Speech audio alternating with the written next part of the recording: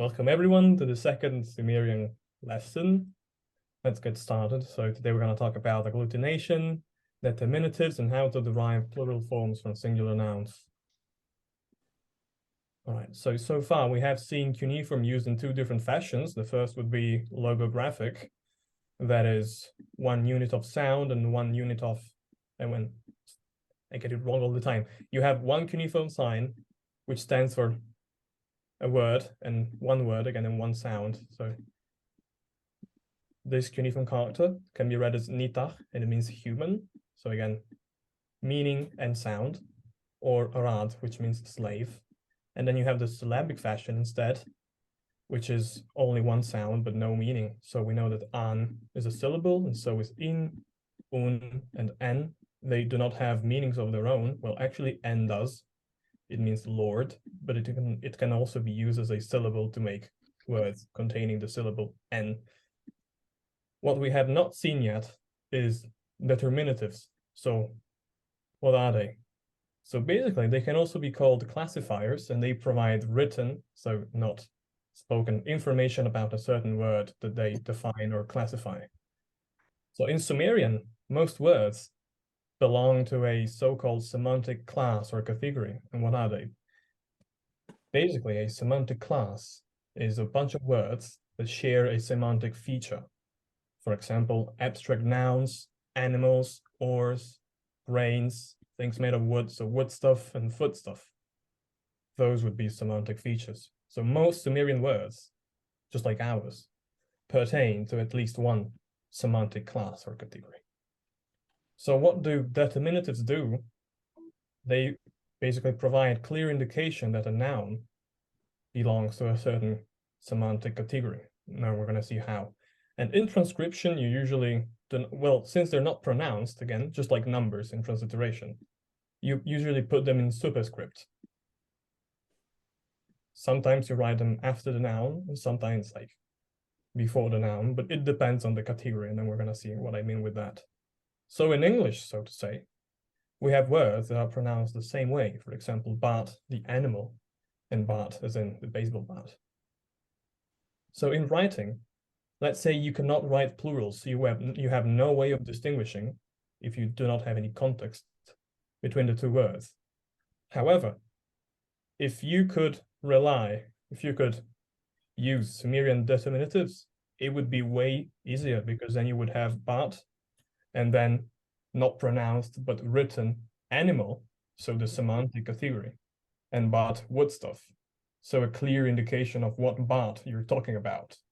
Or for example, the word fish, it does not become fishes in the plural. So you could have fish one or fish many, written but not pronounced. So you might recognize the words, because these are exactly the words I had you look up for homework. And they happen to be the most used determinatives. So let's see some of them together, and then I'm gonna submit a list with all the possible determinatives. So dingir would be the most commonly used with divine names. So for example, here we have Enlil, which is written En-lil. But before the noun itself, we have the determinative, which would be this. So the sign for dingir, which in the writing is sometimes shortened to just D, because it takes up a lot of space. So Enlil, and the D stands for, again, the determinative. And then we'd have dingir kulla, but we do not pronounce the dingir. It just serves as a clear indication that the following noun is actually a divine entity. Kulla would be the god, the Sumerian god of brickmakers. And then here we have a fairly different example, because this is not a god. This is actually the name of a ruler. I think the second ruler of the third Ur dynasty, Shulgi. But again, you could see this as a form of, I don't know, propaganda. He had his name always written with a determinative before, so the god, the deity determinative, to appear, so to say, as a god. So yeah, you have dingir, and you usually write it I mean, not usually, always. You always write it before the divine name. The next one would be ki. Ki in Sumerian means place, but I'm sure you know because all of you did your homework. And is actually written after the settlement, the settlement name. So for example, Uri, which is Sumerian for Ur, and then you have the ki. So you have the ki here in little, in superscript, and then you have Uri 5. You do not pronounce the ki, but you do indeed read it, and that gives you an indication. It's, hey, you are now reading, we are talking about a settlement place name. So yeah, this is a very interesting example because this is how you spell the infamous city of Nippur, also sometimes called Nibiru. But if you look at the writing, you can see that it's the same as Enlil. Just Enlil, the god, has the dingir determinative before it, while this time Nibiru has the ki determinative. So why is that? The reason is simple. Basically, these two signs together, they can be read as Enlil when they stand for a god, or they can stand as Nibru when indicating the city. Why? Because Nibru was the main place of worship of the god Enlil. So this is why determinatives are like very important in writing, because sometimes without them, you do not know how to pronounce things. So yeah, I passed it as Nibur, so the city of Enlil's worship. And the next one would be Ngesh or Ngish, depending on the source. And it's usually written before wood stuff of all sorts. So for example, Ngesh al, pickaxe or hoe, and Ngesh alanum. Now I am pronouncing the Ngesh, but you wouldn't usually. You just, again, write it. You do not pronounce them. So oak, the tree. So that would be it. If you have any questions concerning determinatives, I guess you could ask them now, or we can move on. Good. Then we shall move on. Gabriele, one thing may be interesting to point out. A lot of words get them, but not every word gets them. Like I would say the majority of words don't get a determinative in Sumerian. Is that right? I would say it's a good 70% do get them to a 30% do not get them. Oh, wow. That high. Okay, very cool. There's quite a few of them, actually. There's about 25, I guess, determinatives altogether. Oh, so okay. You have one for ores, you have one for grains, you have one for names, like not even divine names, just names. So it's quite versatile. Yes, you do have some words that do not get them, but the ratio is, as I said, I would say 70 to 30 maybe, or 60 to 40. Cool. Yep. So I'm gonna send you guys a full list of determinatives, but the most used, I would say 7 or 8, are the ones you had to look up the meaning of for the homework. So you already know, actually. All right. So, and this is basically how a standard, so to say, Sumerian word in transliteration looks like. So you would have the determinative before or after, depending on the word and the determinative, which goes on top, superscript. And then you would have the number on the bottom. And of course, the word in the middle. So yeah, this is why Sumerian basically looks like a programming language in transcription. Kind of like JavaScript, I guess. All right. So moving on, let's talk about a very important concept. So Sumerian is a agglutinative language, like Turkish, Kazakh, Kyrgyz, and other Mongolian, actually. Yeah, I think so. So what does that mean? That Sumerian basically works in this way. Sumerian words are composed of a main core that never changes. You know how in English you have the word, I don't know, speak, But when you want to say he speaks, then you have to add the s, or even do becomes does. So the core kind of changes. In English, not so much, but in other languages, say Romance languages, it changes a lot. In Sumerian, that never happens actually. So the core is always unchanged, never changes. And when you want to expand the meaning, then you have to rely on prefixes and suffixes. So for example, the Sumerian word for to give is sum or shum. And in English, if you wanted to say he gave it to her here, you would have to use 6 words. Pronouns, the verb, etc., etc. Well, in Sumerian, you just have the core verb to which you can add suffixes and prefixes that expand the meaning of the verb. So the same sentence, he gave it to her here, which in English would be 6 words. In Sumerian is actually just 1. Munna nin shum, or munna nin sun. That sounds very difficult, and indeed it is. Mu would be, let's just call it the verb indicator for now. We'll expand on that in the 3rd lesson. Na means to her or to him. Ni means here. The n is the agent, so the subject, so to say. And then you have the verb itself. And then you have a suffix, which you do not pronounce, which is actually suffix number 0. That's how we call it. That stands for the object. So if you combine them all together, you kind of get this very lengthy word that in English has no direct translation. You have to translate it as a full-on sentence, because Sumerian, again, is so different from English. And here we have another example, just with a noun, not with a verb. So shesh is the word for brother in Sumerian. So in English, if you wanted to say with my brothers, you would have to resort to a 3-word sentence, while in Sumerian, since it's agglutinative, you can just resort to 1 word with prefixes and suffixes.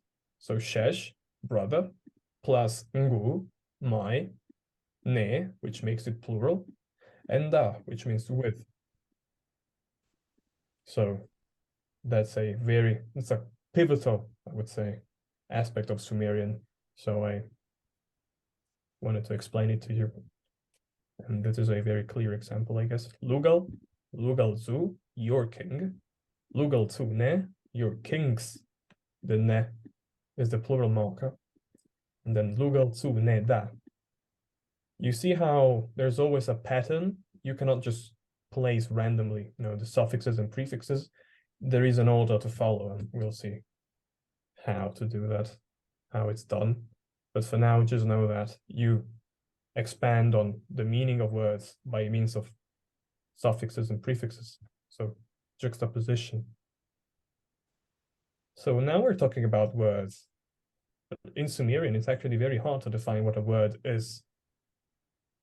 So let's try and give it a definition of its own.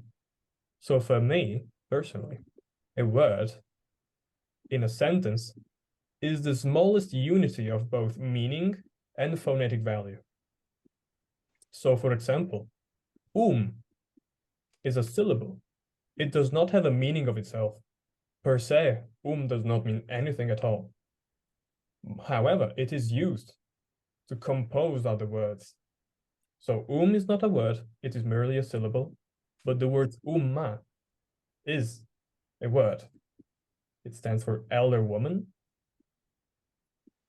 It's in cuneiform sign, it is written and then ma, and it does count as a word. Why? Because it has a fixed phonetic value, umma, and meaning. So it means something, and it is pronounced in a certain way. That counts as a word. Alone does not, because it has sound, it has a pronunciation, but it does not have meaning. So by this definition, all suffixes and prefixes are, not words. They are merely something you add to words to expand on their meaning. So let's look at the kinds of words you have in Sumerian. By the way, if you have any questions, just ask right away.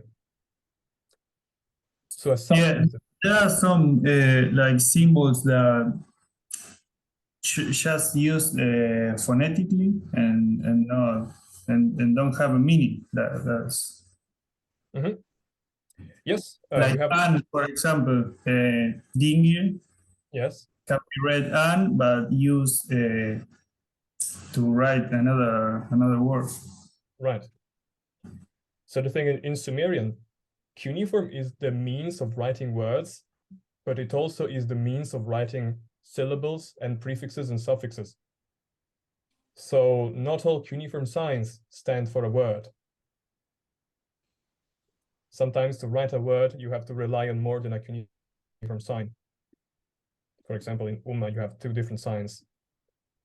But yes, sometimes you have cuneiform signs. Let's go back to first slides. Let's take this, the cuneiform sign for an. When it's read as an by itself means sky. So in this case, an is a word. The cuneiform character for an stands for a word. An can also be read as dingir, as we had here. So again, here, a cuneiform sign stands for a word. However, you have words, like again, what I have here, umma, which are made of multiple cuneiform characters, in this case, and ma, but alone, unlike an, does not mean anything. So this is the thing. Cuneiform is extremely difficult to like comprehend, but not all cuneiform characters have a logographic value, basically. So some you can read as a word. Actually, it is simply simple as yeah. It is so simple. Like if he does, he has a word meaning, then it is word. And if it is just a syllable, you cannot find any syllable list of its meaning. Then just Yeah. it is just a syllable. Yeah. So, but well, it's not that easy if you ask me, because it's so different from English and other languages. Yeah, But I just simplified. yeah, Little you're bit simplified. 100% right. But yeah, so not all cuneiform characters have, meaning per se. When you put them with other cuneiform characters, then they indeed do. We can talk about that after the lesson, I guess. If you're still confused about it, no problem. Otherwise, I would move on. So I hope I answered the question. Otherwise, I'm going to spend a few minutes on that later. So talking about words, we can basically distinguish between two kinds of substantives, or words, nouns. We have primary or simple substantives, they like to call them. And they are basically just uncomplicated words composed of a single part. So for example, lugal means king. Now this is not the best example because lugal is actually lugal, which means great man, but it ended up being a single word. Then we have mukhaldim, which means cook. And as you can see, it's just one cuneiform character. And then dam, which ironically enough means dame, like woman in Sumerian. So simple word, just one thing basically. And then we have secondary or composite words, substantives. They are complex words comprised of multiple parts. For example, Anki, which means heavens and earth, is written again Anki, so it's a juxtaposition of two different nouns together. The word Kubabar, which means silver, literally translate to shiny, Ku, and or, Babar. Namunus means womanliness. Nam means ness, basically. It makes abstract nouns in Sumerian. And munus means woman. So basically, what is a secondary composite word? It's a word made out of words. Sometimes it's two, sometimes it's more. We also have Abba Utugin, which roughly translates to someone who is like Utu, which is a personal name in Sumerian. Abba means someone, Utu is the name of the god, and Gin means like. And all together, it forms a noun. We can distinguish between different sorts of complex or secondary words and nouns. We have simple juxtaposition. So when you add something to something, it's called juxtaposition of substantives. So basically a noun plus another noun, like in the example Anki. So heaven and earth.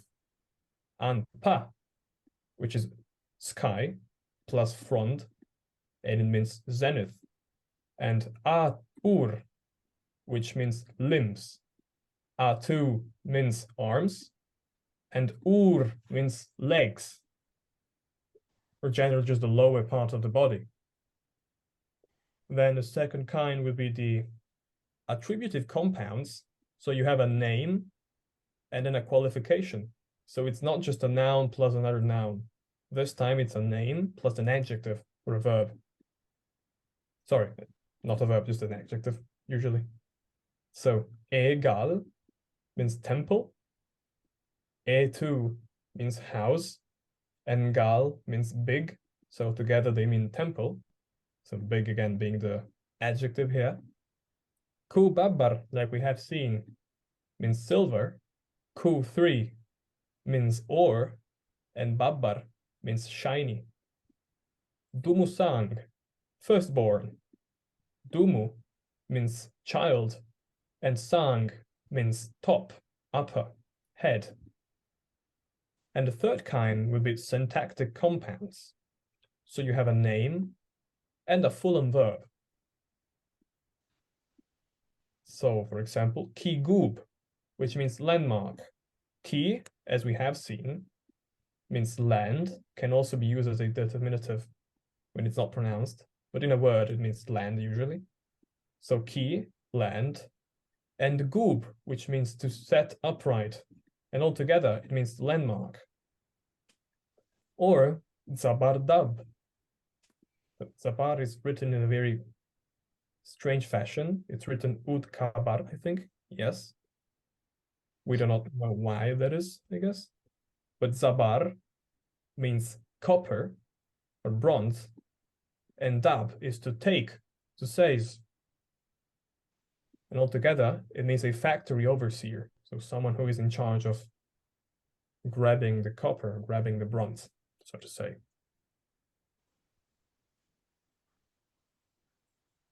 In Sumerian, you have some sort of prefixes that basically add meaning to words.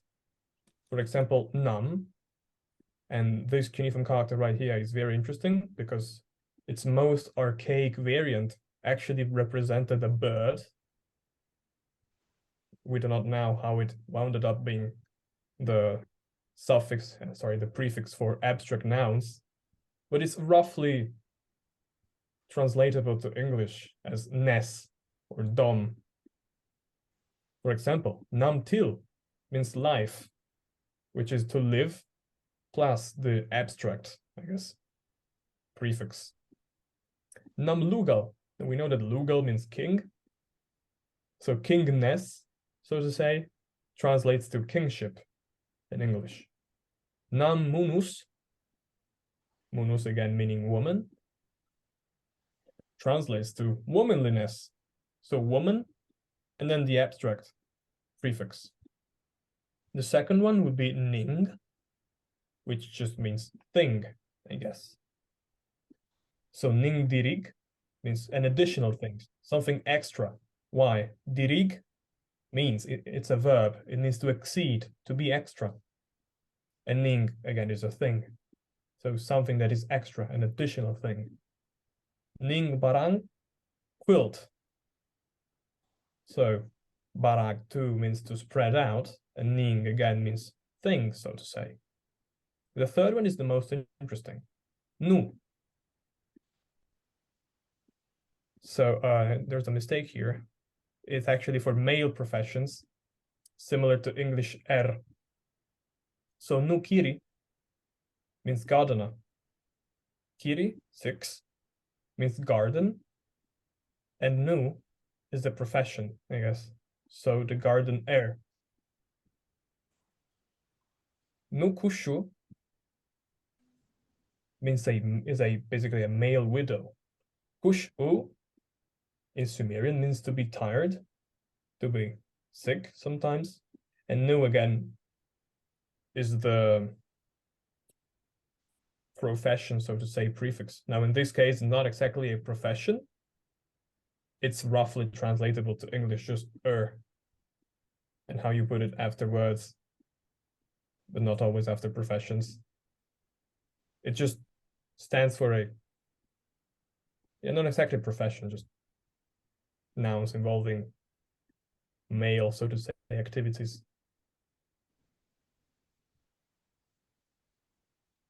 Instead, talking about simple words, simple substantives. Thing is, in languages like Italian, English, German, French, Chinese, you have words and you usually know where they come from.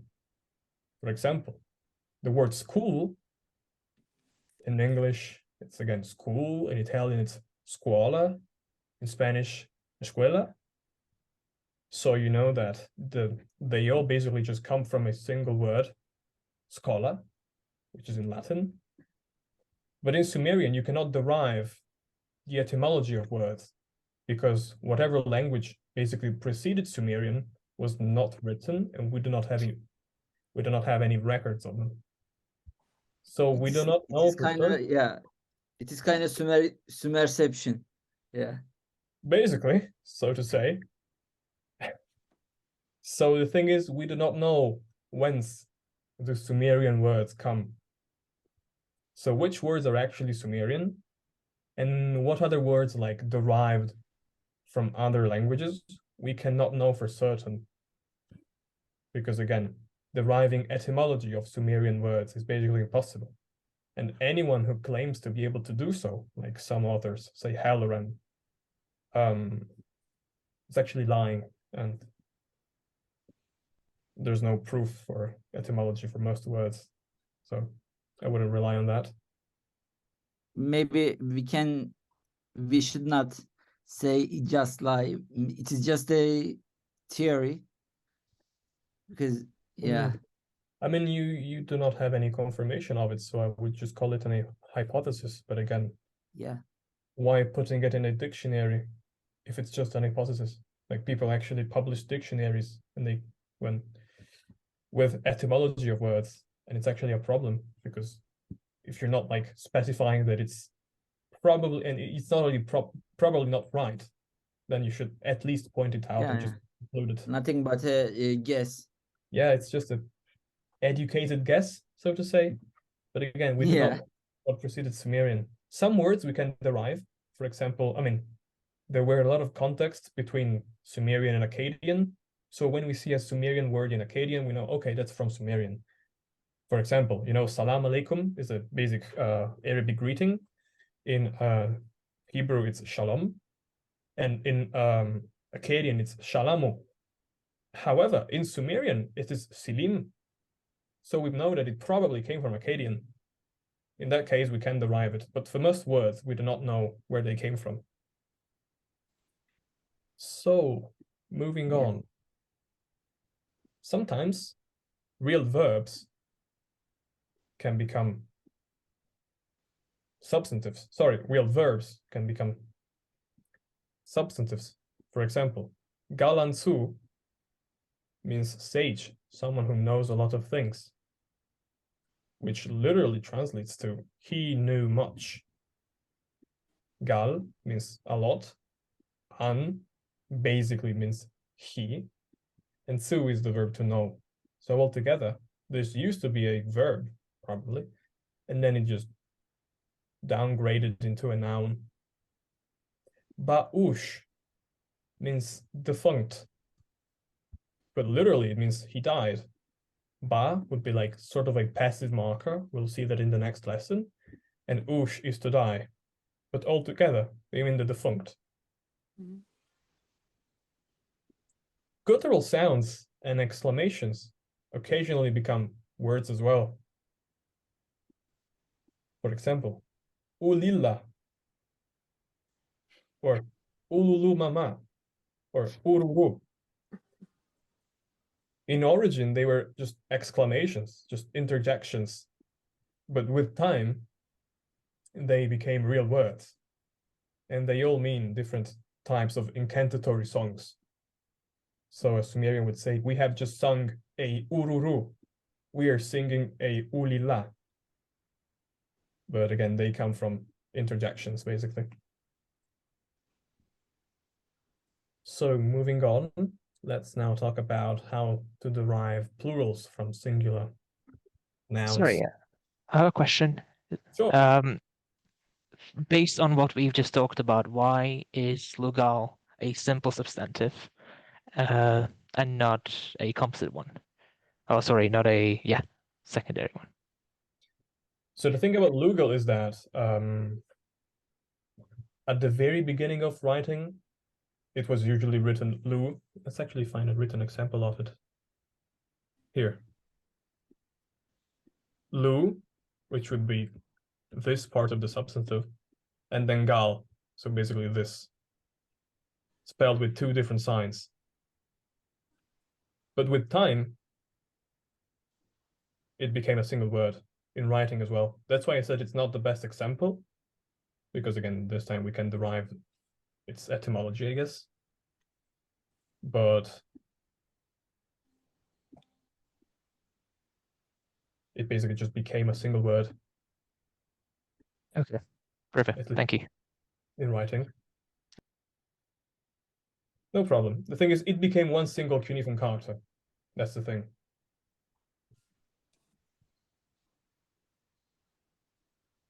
But again, yeah, it's not a perfect example. So I figured I would point it out.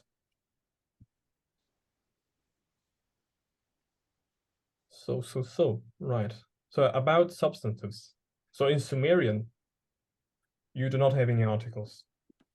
So, in English, we have the and a. So the king and a king. But in Sumerian, you do not have that. So when you write lugal, again, it could mean both a king or the king, again, depending on context. In Sumerian, context is very important, and context is always king. You have to rely on context a lot for translation, for transliteration, and again, for meaning as well. A king, the king, things of that sort. But it's usually very obvious when they mean one king, a king, or the king. So no worries about that. And the thing is, not just that, but Sumerian words do not carry any indication of grammatical number. So the word lugal could be both a king, one king, or many kings, just kings. But again, it's usually clear from context.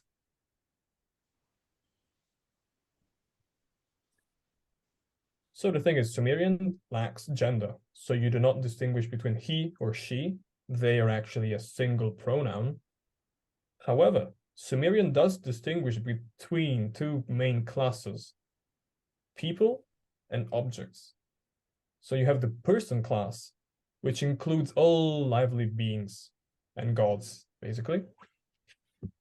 And then the class of objects would include everything else, from animals to inanimate objects, so like chairs or whatever, So it's not actually, it's not precise to call it a object class, because again, animals are arguably not objects. But in other languages, say German, they are usually described as object class, so Sachklasse. So again, it depends on the literature, the Sumerian literature you're reading, depends on who the author is, but I prefer calling it non-person class, because again, it's not just objects, it's just animals as well, and other things. And the thing is, you can derive plurals in different ways depending on the class. Let's see how it's done. So for the person class, so for animate beings, humans, and gods, you can rely on a suffix, which is ene. So let's say you have a word, lugal, and you want to say, you want a clear indication that the word is plural. What do? You take the word lugal and you add a suffix to it. So in this case, it's lugal plus ene, and you end up with lugal ene. The thing is, technically it's lugal plus ene, but in writing, there is no cuneiform character for ene. So you have to write it this way, lugal, then you take the last consonant, and you basically add a cuneiform character that starts with that consonant, plus an e. So in this case, lugal plus le plus ne. And when the word ends in a vowel, you just add ne without the initial e, because the initial e kind of gets sucked into the last vowel. So for example, lu means man, and ne, again, is the plural marker. So lu ne, men. So here, yeah, I pointed out that when a word ends in a consonant, the suffix ene is usually spelled consonant e, so you have a bunch of cuneiform characters for that, and then ne. I think I have some examples of that. Yes, so ensi, which is a ruler or a dream interpreter, a lord. I translate it as lord. So ensi ends in a vowel, so it's just ne. Lugal, le, ne, because it ends with l. Mukhaldim, which means cook, ends in m, so mukhaldim, me, ne. Zabardab, we have seen this word before, is the official, basically, the fabric overseer, the factory overseer.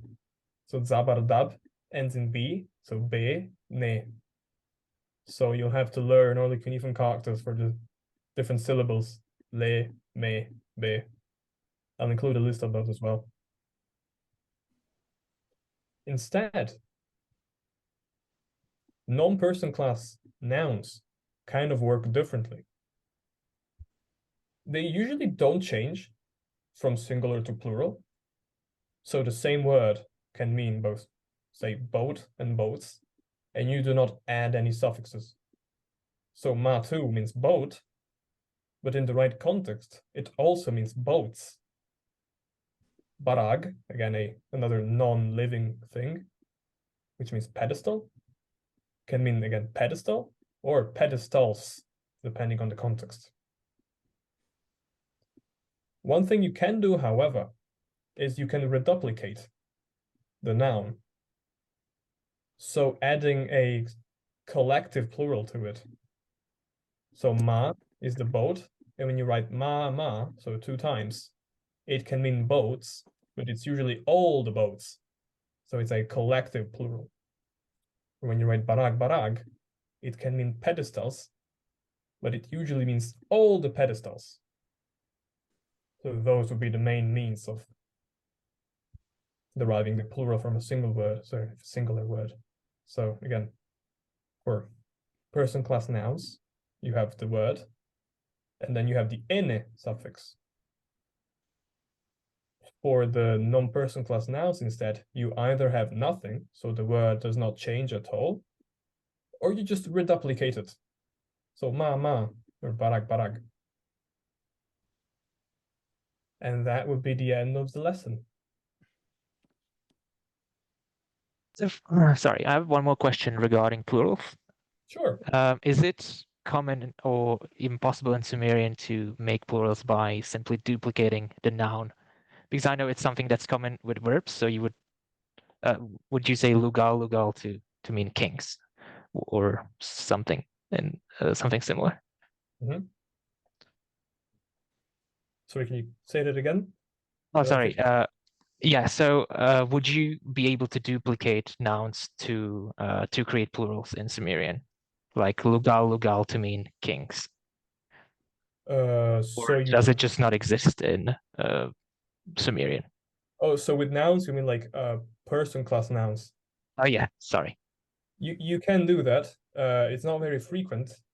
It's actually, I would say it's restricted to a dozen of nouns basically, but you Okay. mostly do it for non-person class nouns, so objects basically. However, let's say it's grammatically possible to do it with person class nouns as well. It's just that it's not really a feature of person class nouns, so I did not include it, and I wanted to focus on the particle ene. However, you can do it. Okay, perfect. Thank you. No problem. I'm going to expand upon the concept of plurality in the well, next week's homework, I guess. So don't worry about it. I gotcha. All right, guys. I would say that concludes it. And if you have any questions or anything, we have a good 10 minutes, I guess. Yes. This thing of plurals in objects. Do this happen only in cuneiform, or in the spoken language you can duplicate objects? That's a very good question. The short answer is, unfortunately, we don't really know. We don't know. Yeah, but I mean, I think it's probably the case, yes. I don't see why they wouldn't do that. But again, we cannot know for certain. We know, well, we can be pretty sure about the fact that they did pronounce the ene. It's pretty logical to assume so, I guess. And but we really don't know about the application. It sounds really weird in like other languages, say in English. Like it's the last thing that would come to mind when making a plural, you know? Like person sounds really awkward, you know? So it's a language so lost and remote in time that works in a almost alien way to our brain, I guess. So it's hard to wrap one's head around, really. But we simply don't know. I do think so. But yeah, I can look into it if there's anything that has been written about it, although I don't think so. I see it in the chat, and I was just about to say the same. At least Malay does it. I see the chat. Somebody says Indonesian, like kanak-kanak, like children. At least there it's done with duplication. So alien, but not that alien. You're But right. you also find it in with Dinger. Dinger, yeah. Yeah, because there is a antenema text. And he said it's written Dinger and Dinger and Eke. Ama Dinger, Dinger. He repeats the Dinger. The thing about Dinger is that you usually write it in songs or spells or tributes to the king. So sometimes what you write in songs is does not translate well to the spoken language. I don't know how to explain it. Sometimes, like maybe in that context you can say it, but it's not proper in the spoken language, in the colloquial language. That's why I would not assume that. But yes, you are right. I mean, that's probably the case. A Sumerian rap song. I mean, I'm not aware of any Sumerian rap songs on the internet, but you can look at Peter Pringle's Gilgamesh interpretation. It's quite cool. That's actually what got me learning Sumerian a lot of years ago. I did see a plural for lugal in the form lugal. Yes, you can sometimes reduplicate the adjective as well, although again, it's not something you don't do it with most nouns. You just usually do it with Dingir and with a couple other nouns. But I don't think it's a rule that applies to all Sumerian nouns. That's why I did not include it. However, I do talk about that in the homework. So again, in the homework, I usually just expand on the concept that I explained during the classes. So worry not. But yes, you can sometimes do that. Again, it's mostly when you use the word dingir or lugal. So you see there's a lot of extra rules for, so to say, important words like king and god. They are basically bound to different rules. However, normal, ordinary nouns behave in sort of different ways. That's why, well, yeah, that's it, I guess.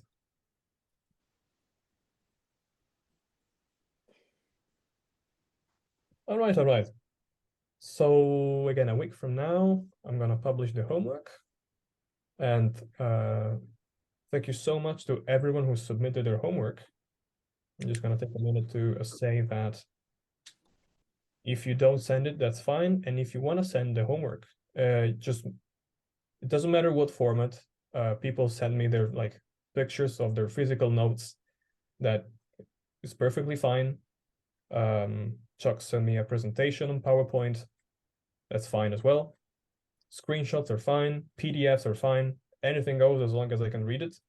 So don't worry much about the file. Can I send my clay tablet? Yes, I encourage all of you to do that. And I already do it. I started very doing good. Please send it over then. I actually do have a clay tablet at home, but I bought it with Mustafa in Turkey, so Yeah. but I can't use it for homework. It's already full of writing. All right. So guys, I say the lesson almost lasted exactly an hour. So I'll see you in a week, I guess, with homework. And after that, in 2 weeks with the third class. And then I guess from there, it's going to become real interesting again, because after that, we're going to be translating real texts, because you'll have the fundamental and necessary knowledge about both nouns and verbs. So we'll start doing some real field work starting from the next 2 classes. So hopefully you liked the lesson, and I say we can stop the recording. Excellent. Thank you. you.